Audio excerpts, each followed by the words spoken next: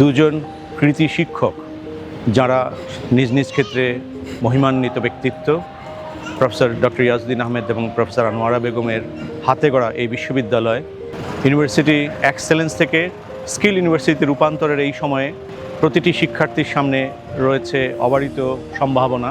ভবিষ্যৎ প্রজন্মের জন্য এই জেনারেশন, এই সেমিস্টারগুলো যেই গবেষণা এবং তাদের জ্ঞানের মাধ্যমে কন্ট্রিবিউট করবে পলিসিতে এবং ট্রান্সফরমেশনে, সেই ক্ষেত্রে তাদের সাফল্য আশা করি আমরা আমাদের ট্রাস্টের পক্ষ থেকে।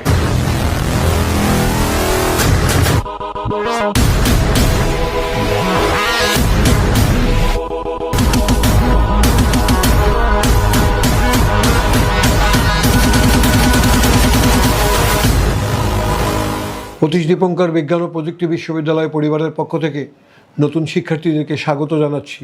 সকলের জন্য শুভেচ্ছা। ফ্রেশার রিসেপশনে সবাইকে স্বাগত। তোমাদের সকলকে আগামী ফ্রেশার রিসেপশনে জানাই স্বাগত। আসছে নবীনবরণ প্রোগ্রামে তোমাদের সবাইকে স্বাগত।